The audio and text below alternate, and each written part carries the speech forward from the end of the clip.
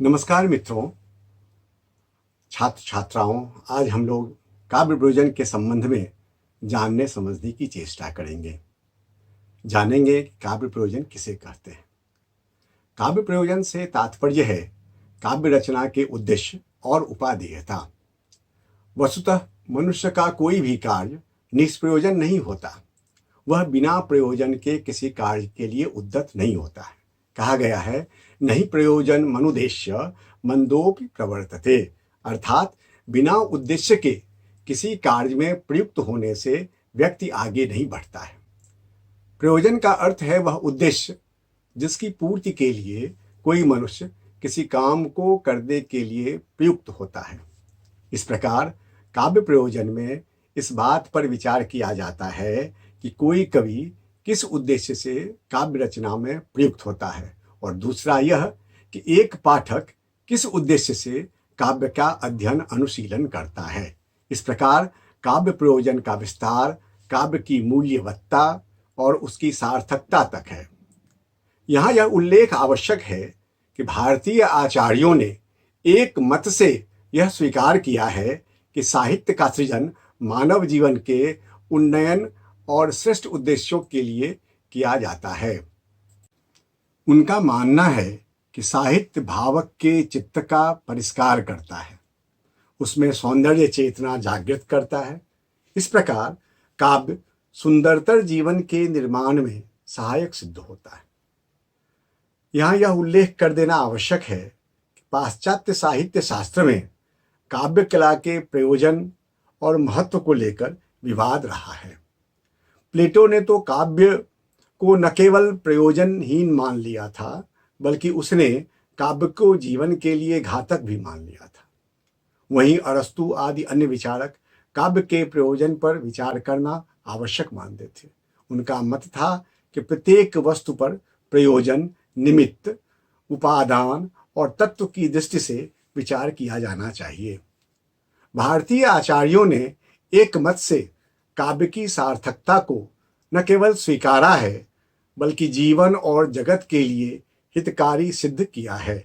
आइए हम देखते हैं कि आचार्यों ने काव्य के कौन कौन से प्रयोजन माने हैं।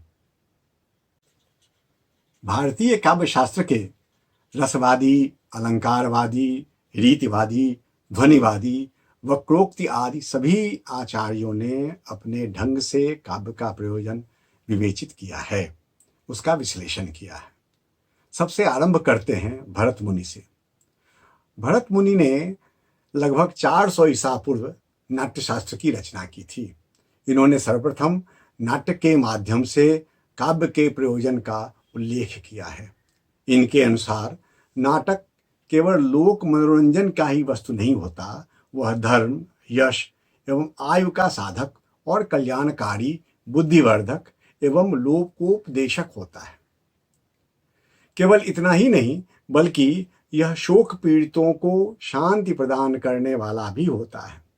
उन्होंने नाट्यशास्त्र में लिखा है, धर्मं यशस्स मायुषम हितम बुद्धि विवर्धनम लोकोपदेशजन्यं नाट्यमेतद् भविष्यति, अर्थात नाट्यकृति धर्म, यश, आयु का साधक है।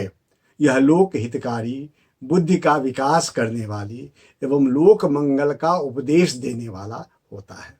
आचार्य भरत के द्वारा उल्लिखित ये सारे तत्व बाद में काव्य के लिए भी स्वीकृत हुए। यहाँ यह प्रश्न उठता है कि कोई नाट्यकृति या काव्यकृति धर्म का साधक कैसे हो सकता है। इसलिए धर्म शब्द को लेकर विवेचन का कर देना यहाँ आवश्यक प्रतीत होता है। भरत का मानना था कि नाट्य धार्मिक भावना का संचार करता है। प्राचीन साहित्य धार्मिक भावना से अनुप्राणित रहा है। धर्म से यहाँ यह भी तात्पर्य है कि लौकिक कर्तव्य या लोक व्यवहार संबंधी नियम, जिसका अनुसरण करने से व्यक्ति का जीवन समुन्नत होता है। यहाँ शास्त्र में धर्म की जो व्याख्या की गई है, उस पर ध्यान देना आवश्यक है। उन्होंने धर्म के 10 रूप बताए हैं। धृति, क्षमा, दमोस्तेयं, शौच, निद्रा, निग्रह, धीर विद्या, सत्यम, क्रोधो, दशकं धर्म लक्षणम।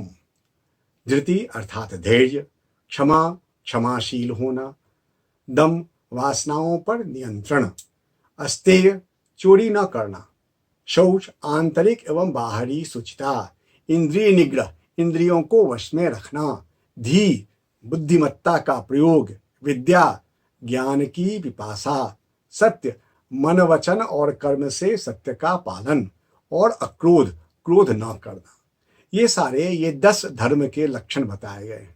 अब इस धर्म के लक्षण के आधार पर यदि हम सोचें, इस तरह आदर्श मानवीय मूल्य का अनुसरण करना तथा कर्तव्य पालन का भाव काव्य से जागृत होता है। इसीलिए धर्म से यदि यह अर्थ लेते हैं तो धर्म काव्य प्रयोजन के रूप में काम्य हो सकता है। जो दूसरा काव्य प्रयोजन, नाट्य प्रयोजन भरत मुनि ने दिया है, यश की प्राप्ति। यश की प्राप्ति मनुष्य मात्र की स्वाभाविक अभिलाषा होती है। कालजयी रचनाकार का यश चिरस्थायी होता है।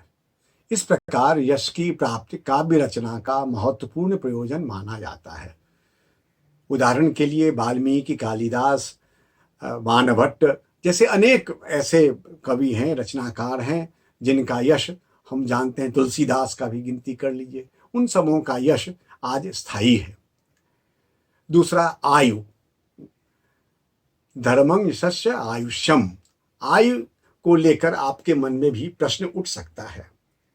सामान्यतः यह कि सतकाव्य मानव के चित्त का परिष्कार कर उसमें कलात्मक सौंदर्य बोध जगाने में समर्थ होता है। इस प्रकार स्वास्थ्य का विकास तो करता ही है। भरत ने यह भी कहा है कि यह मानसिक विषाद या क्लेश, दुख, शोक को हरने वाला होता है। इस प्रकार प्रकारांतर से आयु प्रदान करने वाला भी हो सकता है, किंतु कुछ परवर्ती आचार्यों ने इसे बाद में स्वीकार नहीं किया है। हित साधन, इस प्रयोजन के संबंध में काव्य में लोकहित अथवा लोक मंगल की भावना तो समस्त विचारकों ने व्यक्त किया है। तुलसीदास जी ने कहा है, गोस्वामी जी ने, कि कीर्ति भनति भूति भल सोई, सुर सरिसम सब कहाँ हित होई। कीर्ति कविता संपत्ति वही उत्तम है जो गंगा की तरह सबका हित करने वाली हो। आचार्य रामचंद्र शुक्ल ने भी इसे काव्य का प्रधान प्रयोजन माना है। बुद्धि विवर्धनम, आचार्य भरत के अनुसार काव्य का प्रयोजन मनुष्य के बुद्धि का विकास भी है। प्रेक्षक नाट्य कर्म को देखकर नए नए ज्ञान अर्जित करता है। इस प्रकार उसके बुद्धि का विकास होता है और यही श्रेष्ठ काव्य के भावन से भी प्राप्त होता है। अर्थात बुद्धि का विवर्धन भी एक महत्वपूर्ण काव्य प्रयोजन माना गया है। लोकोपदेश जननं, नाट्यकृति प्रत्यक्ष उपदेश न देकर वह दर्शक के मन में उपदेश जगाता है। इसी प्रकार काव्य भावक के मन में सौंदर्य बोध जगाकर उसमें किसी उपदेश का भाव, कोई सीख जगा देता है। परवर्ती आचार्यों ने भी इसे कांता सम्मति उपदेश के रूप में स्वीकार किया है। इस प्रकार भरत मुनि ने धर्म, यश, आयु का साधक, लोक मंगलकारी और बुद्धि विवर्धक प्रयोजन को स्वीकार किया है, माना है। भामह ने भी काव्य के प्रयोजन अपने ढंग से बताया है। आचार्य भामह ने चारों पुरुषार्थ, धर्म, अर्थ, काम, मोक्ष सहित कला निपुणता तथा प्रीति और कीर्ति को काव्य प्राप्त करने वाला कहकर काव्य का बृहत्तर प्रयोजन निर्धारित किया है। धर्मर्थ काम मोक्षेषु वैचक्षं कलासु च करोत कीर्तिं प्रीतिं च साधु काव्य निबंधनम। काव्य अलंकार में वो कहते हैं, यहाँ यह उल्लेख कर देना समीचीन होगा कि भरत के धर्म्यं और यशस्य के स्थान पर भामह का धर्म तो है ही, यश के बदले उन्होंने कीर्ति कहा है। धर्म के संबंध में हम ऊपर विवेचन कर ही चुके हैं। भामह का रुझान कला पक्ष की ओर रहा है। उन्होंने कीर्ति और प्रीति आनंद को काव्य प्रयोजन में समाहित किया है। मोक्ष को काव्य प्रयोजन मानने पर आधुनिकतावादी चिंतकों को कुछ आपत्ति हो सकती है। यहाँ यदि मुक्ति का अर्थ स्व की सीमा से मुक्त होकर सामान्य मानवीय संवेदना की अनुभूति यदि हम मान लेते हैं तो इस अर्थ में काव्यानुभूति के समय मुक्ति के आनंद का अनुभव अवश्य होता है। अब आइए बात करते हैं आचार्य दंडी का। आचार्य दंडी ने काव्यादर्श में वाणी की महत्ता का विवेचन करते हुए लिखा है, इद मंथं तमः कृतस्वं जायेत भुवनत्रयम् यदि शब्दा हव्यं ज्योतिरा संसाराध्य दीप्यते आदिराज यशोबिंब आदर्श प्राप्य वांगमयम तेषाय सन्निधरानोपि न स्वयं पश्य नश्यति। काव्यादर्श प्रथम परिच्छेद में उन्होंने इस बात को लिखा है। अर्थात तीनों लोकों को ज्ञान का प्रकाश देने वाला तथा कवि और वर्ण्य राजा आदि के यश को स्थिरता प्रदान करने वाला काव्य होता है। यश को इन्होंने भी काव्य का प्रयोजन माना है तथा स्थिरता प्रदान करने वाला था, यश स्थिर होता है। तो ये कहते हैं कि तीनों लोकों में एक तो ज्ञान का प्रकाश और दूसरा दंडी ने ही एक ऐसे आचार्य हैं ज्ञान को पृथक रूप से उन्होंने रेखांकित किया है कि ज्ञान का प्रकाश देने वाला होता है और कवि और वर्ण्य राजा आदि के यश को स्थिरता प्रदान करता है। आचार्य वामन ने काव्य के मुख्यतः दो प्रयोजनों का उल्लेख किया है, दृष्ट एवं अदृष्ट। काव्यं सतदृष्टार्थ प्रीति कीर्ति हेतुत्वात् काव्यम सतचारु दृष्ट प्रयोजनं प्रीति हेतुत्वात्। आगे कहते हैं अदृष्ट प्रयोजनं कीर्ति हेतुत्वात्। काव्यालंकार सूत्रवृत्ति में उन्होंने यह कहा है। आशय यह है कि दृष्ट प्रयोजन का संबंध प्रीति अथवा आनंद साधना से है तो अदृष्ट का संबंध कीर्ति से है। प्रीति के द्वारा आनंद की प्राप्ति होती है तो वहीं कीर्ति द्वारा अलौकिक फल की प्राप्ति होती है।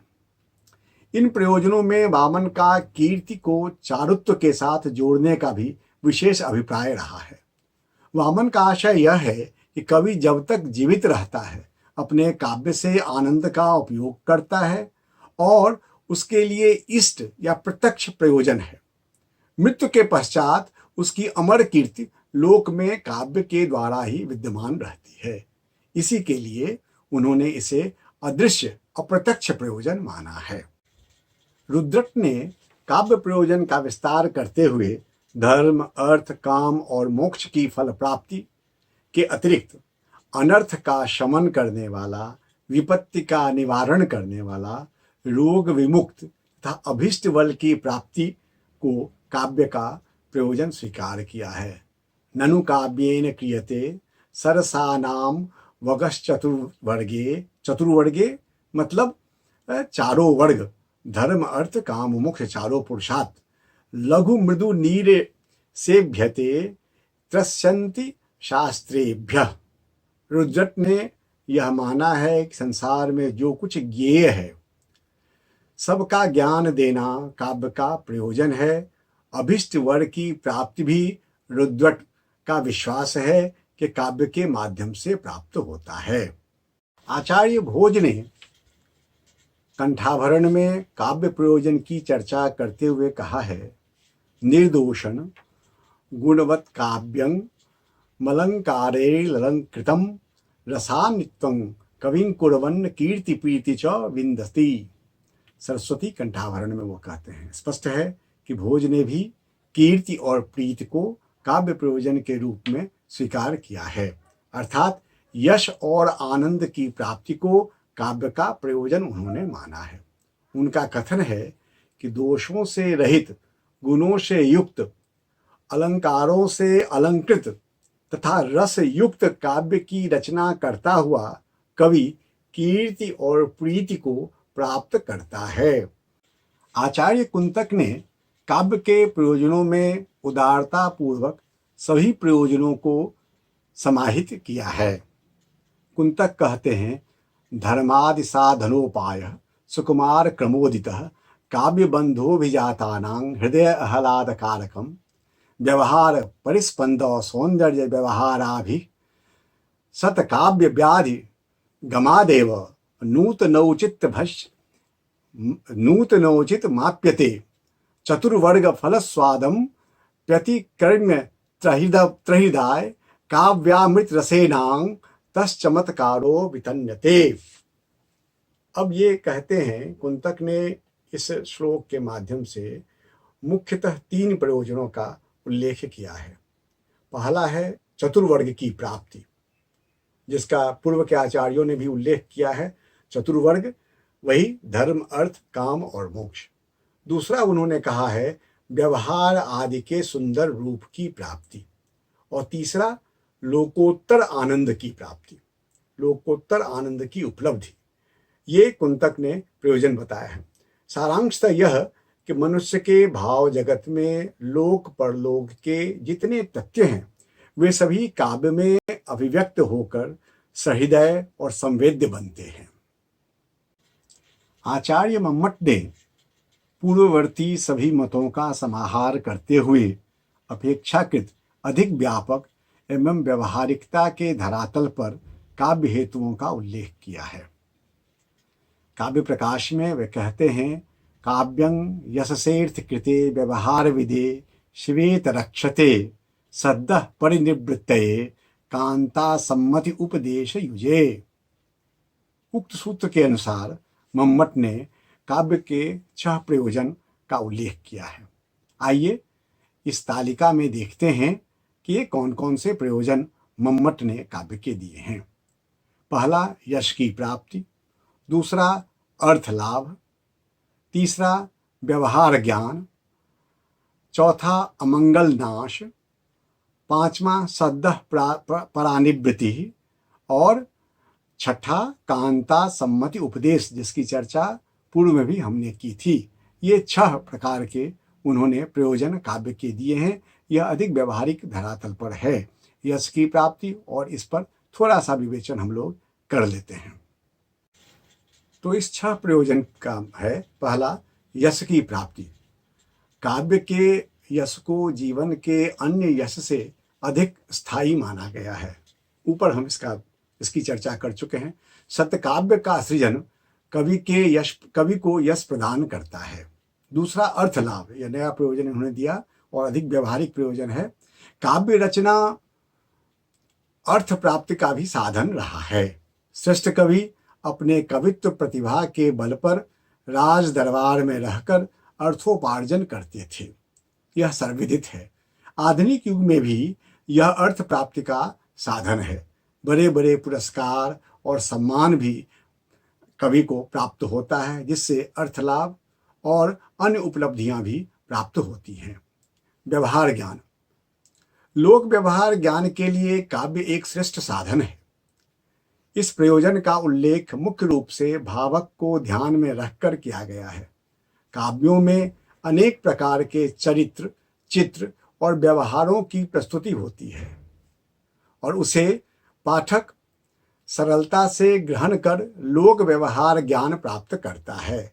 भावक काव्य से प्रभावित होकर उसमें निहित सद्ज्ञान को ग्रहण करता है। जो चौथा प्रयोजन है लोक मंगल की कामना, अमंगल नाश। लोक मंगल की कामना से स्वतः अमंगल नाश का भाव निहित रहता है। सौंदर्य के साथ अथवा मंगल की साधना मम्मट की दृष्टि में सत्यकाव्य का आवश्यक प्रयोजन है। काव्य की महत्ता इस बात में है कि वह संपूर्ण विश्व में अमंगल को दूर कर लोक मंगल की सृष्टि का सत प्रयास करता है। मैंने आरंभ में बताया था कि आचार्य रामचंद्र शुक्ल, तुलसीदास इन लोगों का उदाहरण दे करके लोक मंगल की साधना और अमंगल के नाश की चर्चा की थी। उसके बाद है सद्यः परानिवृत्ति। आचार्य मम्मट लोकोत्तर आनंद की प्राप्ति को काव्य का मुख्य प्रयोजन मानते हैं। यह आनंद किसी ज्ञानी को ज्ञान साधना, तप आदि से प्राप्त होता है। मम्मट मानते हैं इस सात्विक आनंद की प्राप्ति सहृदय पाठक को काव्य के अध्ययन से अनायास हो जाता है। काव्य का भावक काव्य पढ़ते हुए लोकोत्तर आनंदात्मक अनुभूति में लीन हो जाता है। कांता सम्मति उपदेश, काव्य का उपदेश प्रिय के द्वारा दिए जाने वाले उपदेश की तरह सरस और हृदय आह्लादक होता है। वस्तुतः काव्य सत असत का विवेक देता है। उपदेश तो पुराण, समाजशास्त्र, नीतिशास्त्र, इतिहास, दर्शन आदि से भी हमें मिलता है, किंतु काव्य के उपदेश विधि प्रियकर होता है। कहने का तात्पर्य यह है कि काव्य का उपदेश विधि अधिक प्रियकर होता है, वह कांता सम्मति की तरह होता है। सौंदर्य बोध या रसबोध के माध्यम से सहज ही उपदेश संप्रेषित कर देना काव्य का उद्देश्य होता है।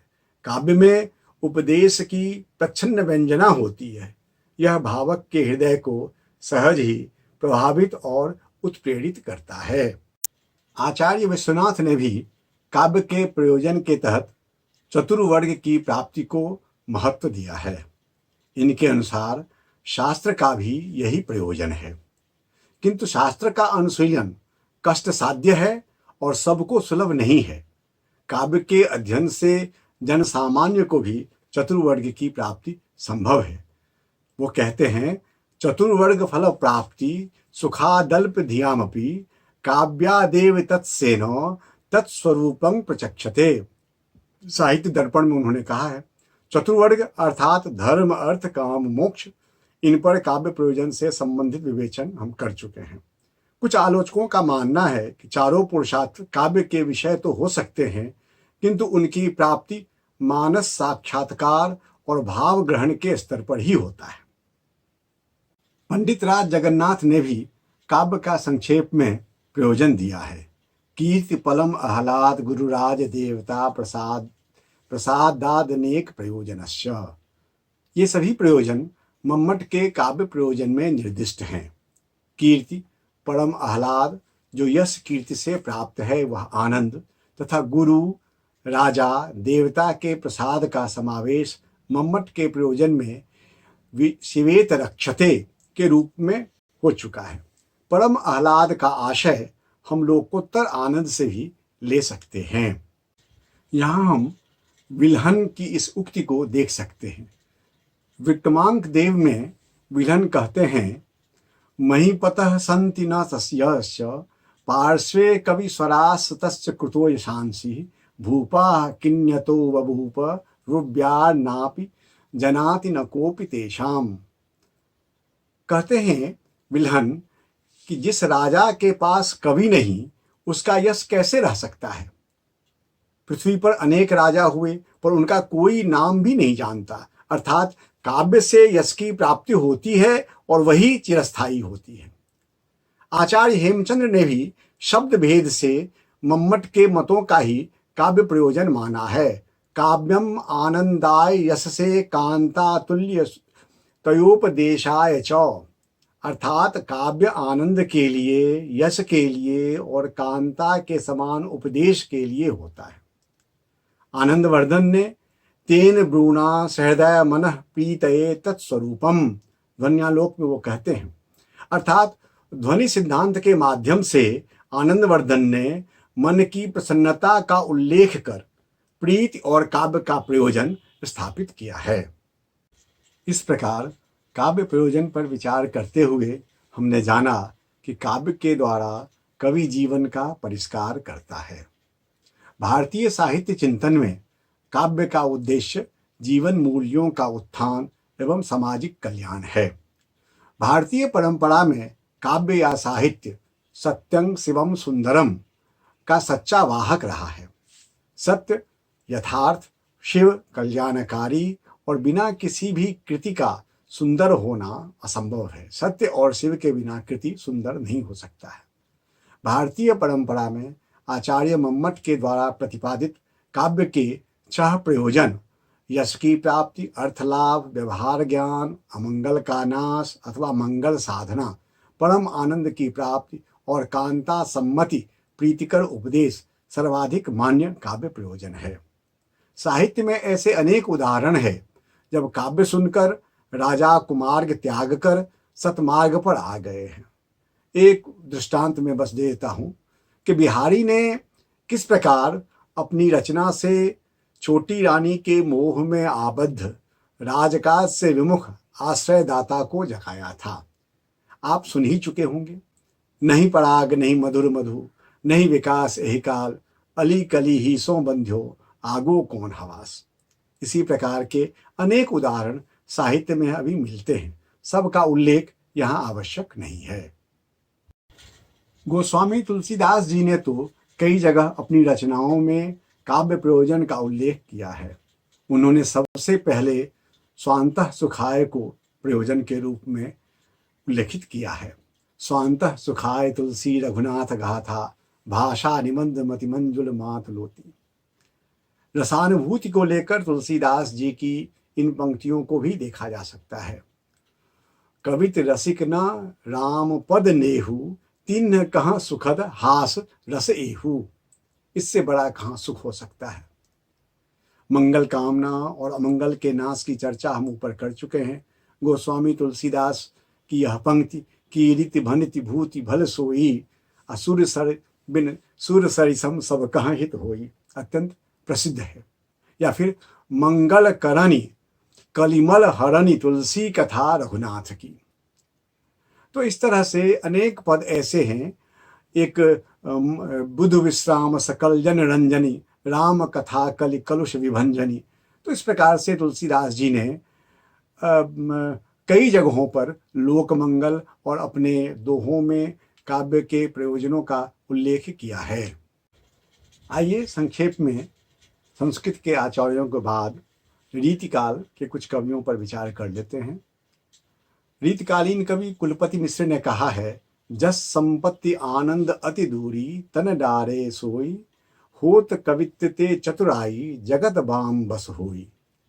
अर्थात यश की प्राप्ति, संपत्ति अर्थात अर्थ की प्राप्ति, अलौकिक आनंद की प्राप्ति, दुखों का नाश, लौकिक चातुर्य आदि के काव्य का प्रयोजन माना गया है, उन्होंने स्वीकार किया है।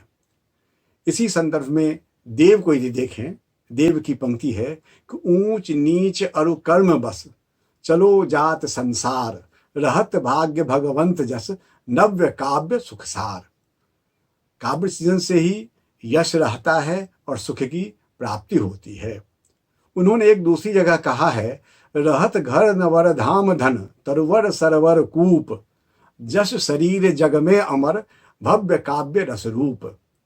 कहते हैं कि अन्य सभी कीर्ति, सरोवर कूप, अन्य सभी कीर्तियां नष्ट हो जाती हैं समय के साथ, किंतु काव्य कवि को अमरत्व और रस प्रदान करने वाला होता है, यह चिरस्थायी होता है। आचार्य सोमनाथ ने एक जगह काव्य के प्रयोजन पर विचार करते हुए कहा है, कीरित वित्त विनोद अरु, अति मंगल को देत, करे भलो उपदेशनित, सरस कवित चितचेत।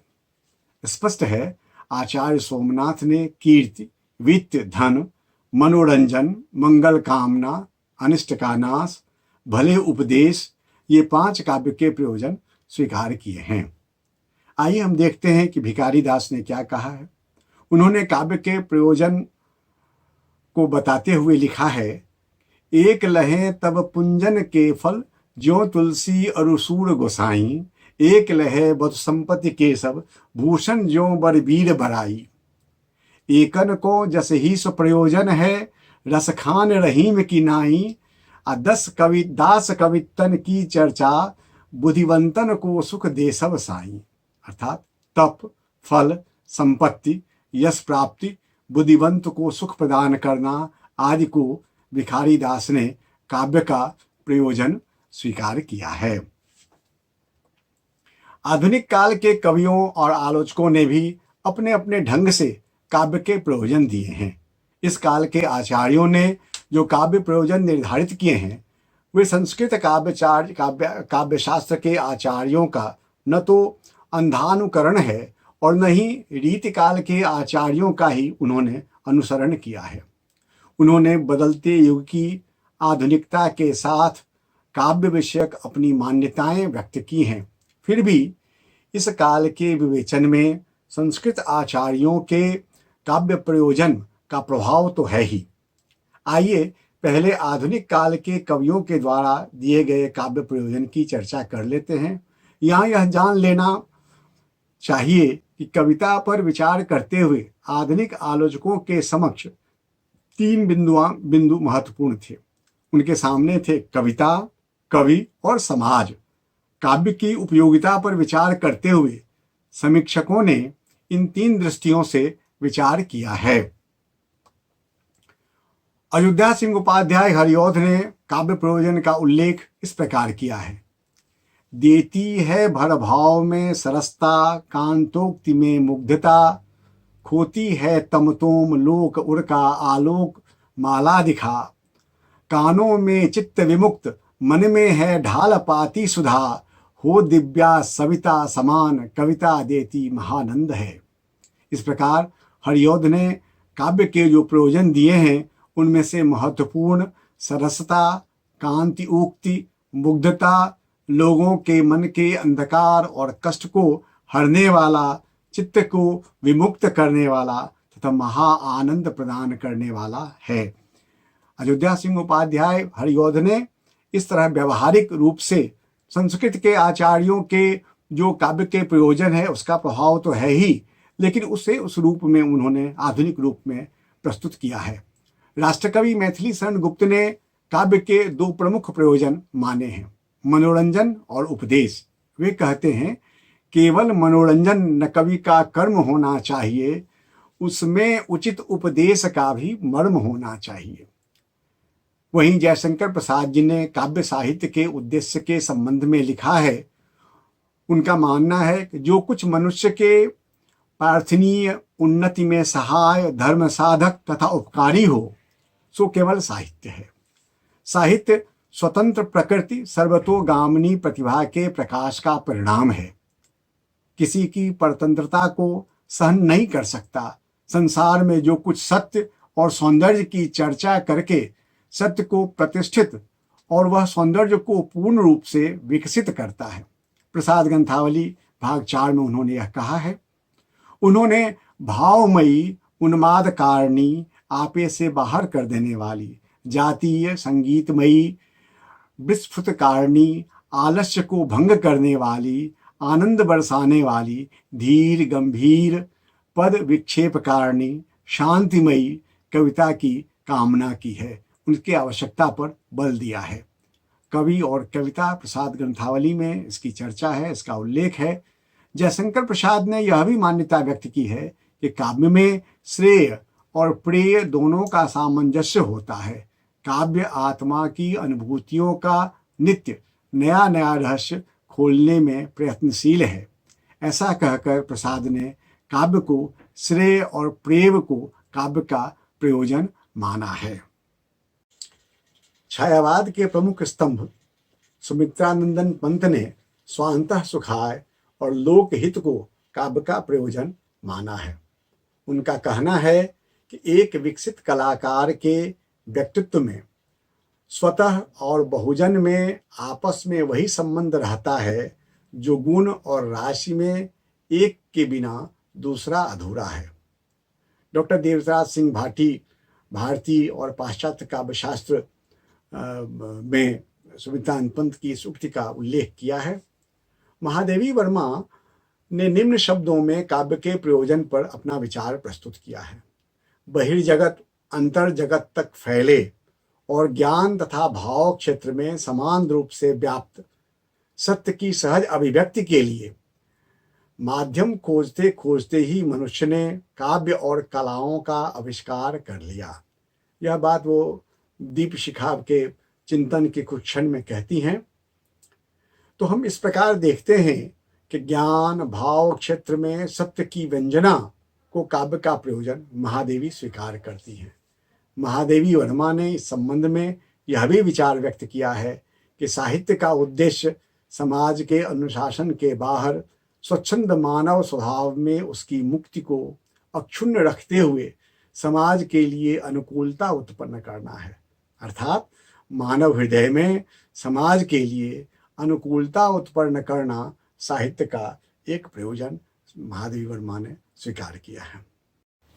हिंदी के प्रसिद्ध आलोचक डॉक्टर नगेंद्र कहते हैं कि कवि की आत्मा व्यक्ति की भावना को काव्य प्रयोजन माना जाता है।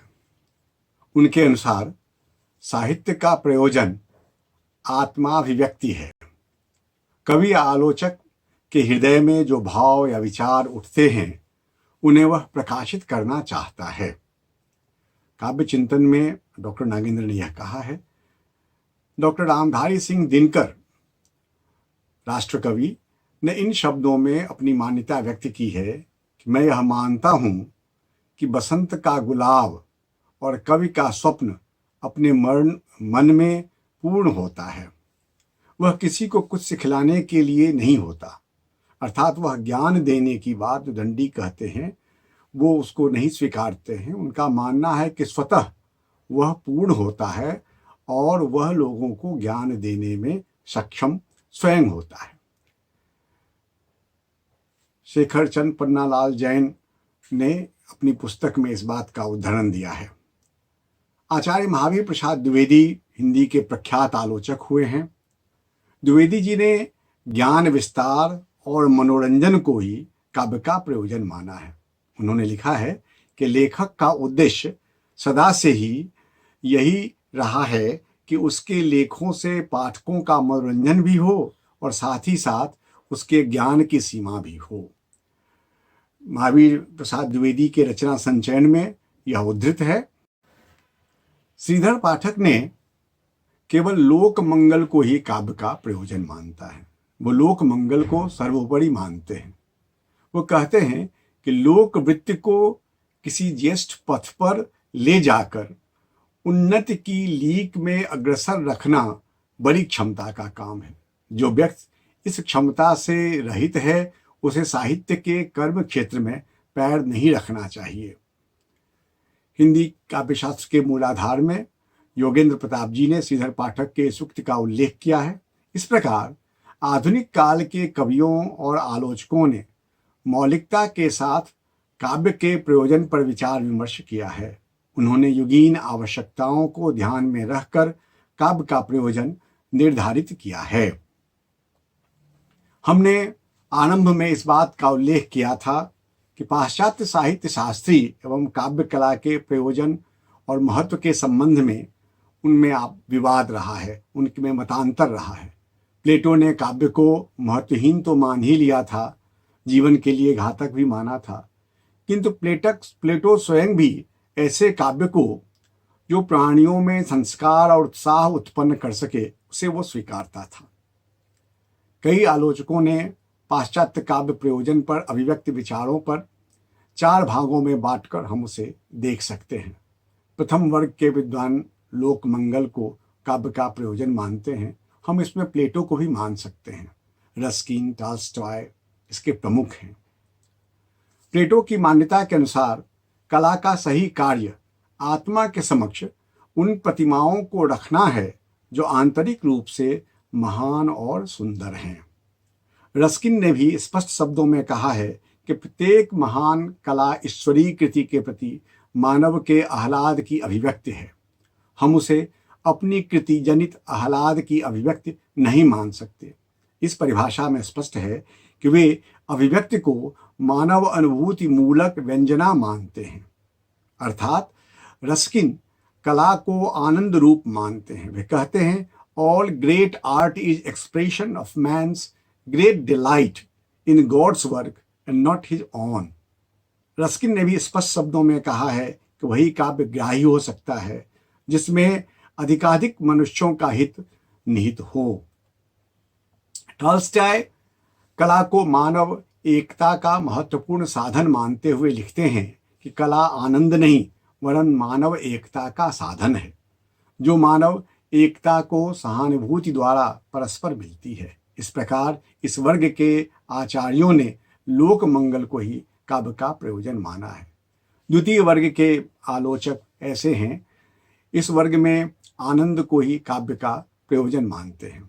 शीलर, शैली आदि इस वर्ग के आलोचक हैं। शीलर का मत है कि आह्लाद समस्त कलाओं का लक्ष्य है, क्योंकि मानव सुख से अधिक उदात्त और गंभीर अन्य कोई समस्या नहीं है। शैली जीवन और काव्य को परस्पर अविच्छिन्न संबंध मानते हैं। वे काव्य का प्रयोजन केवल आनंद को ही स्वीकारते हैं। काव्य शाश्वत नित्य को अभिव्यक्त करने वाली जीवन की प्रतिभा है, यह आनंद मिश्रित ज्ञान से संपृक्त है। तृतीय वर्ग के विद्वान नीति तथा आनंद को काव्य का प्रयोजन मानते हैं। इस वर्ग में हम अरस्तु, ड्राइडन, मैथ्यू अर्नल्ड आदि प्रत्येक विद्वानों को रख सकते हैं। अरस्तु ने काव्य के दो प्रयोजन माने हैं, शिक्षा, ज्ञानार्जन अर्जन और आनंद। अपने गुरु प्लेटो द्वारा काव्य पर किए गए आक्षेपों का भी आप जानते हैं कि अरस्तु ने निराकरण किया था। ड्राइडन ने आनंद को काव्य का प्रमुख प्रयोजन माना है और शिक्षा को उसका गौण प्रयोजन बताया है। उनके अनुसार आनंद यदि काव्य का अंतिम ध्येय नहीं तो मुख्य ध्येय अवश्य है। शिक्षा का स्थान इसमें गौण माना जा सकता है। आइए मैथ्यू अर्नल्ड की बात करते हैं। मैथ्यू अर्नल्ड के अनुसार जीवन और जगत काव्य से अटूट संबंध होता है। काव्य में इस दोनों का ही प्रतिबिंब होता है। काव्य का ध्येय जगत के यथार्थ का चित्रण करके उसे आदर्शोन्मुख बनाना है। इसलिए मैथ्यू अर्नल्ड काव्य को जीवन की आलोचना मानते हैं। चतुर्थ वर्ग के आलोचक ऐसे हैं जिन्होंने काव्य और जीवन का किसी भी प्रकार का संबंध स्वीकार नहीं करते। इनकी दृष्टि में काव्य काव्य के लिए है। उन्होंने कहा है कला कला के लिए। इस वर्ग के प्रमुख फ्लावर्थ, Walter Pater, Oscar Wilde, Bradley, Spingarn आदि हैं। ब्रेडले ने लिखा है, इनको मतलब काव्य और जीवन को एक ही वस्तु के दो विभिन्न रूप कहा जा सकता है। एक के पास सार्थकता है किंतु कल्पना को उससे शायद ही परितोष मिलता है। दूसरे के पास कल्पना को परितोष देने की सामग्री है किंतु पूर्ण यथार्थ नहीं। ये समानांतर विकसित रूप हैं जो परस्पर कहीं नहीं मिलते हैं। स्पिंगर को यदि सुने तो नीतिवादी आचार्यों की मान्यताओं का उपहास करते हुए यहाँ तक कह दिया है कि साहित्य में सदाचार और नैतिकता को खोजना बिल्कुल ही मूर्खतापूर्ण कार्य है। इस प्रकार हमने देखा कि पाश्चात्य विद्वानों के कला के प्रयोजन को लेकर, काव्य के प्रयोजन को लेकर अलग अलग मत हैं और कुछ लोग प्रयोजन को उपयुक्त भी मानते हैं, कुछ लोग उसकी आवश्यकता भी नहीं मानते हैं। वो मानते हैं कि कला केवल कला के लिए है, उसका कोई दूसरा प्रयोजन नहीं। संक्षेप में उपयुक्त विवेचन के आधार पर हम कह सकते हैं कि पाश्चात्य विचारकों ने काव्य का प्रयोजन चाहे कविनिष्ठ हो या पाठकनिष्ठ, उसमें आनंद की प्राप्ति और लोक मंगल की कामना सर्वोपरि माना है। इस प्रकार पाश्चात्य विवेचकों और आचार्यों ने काव्य प्रयोजन में आनंदवाद को ही प्रमुखता दी है।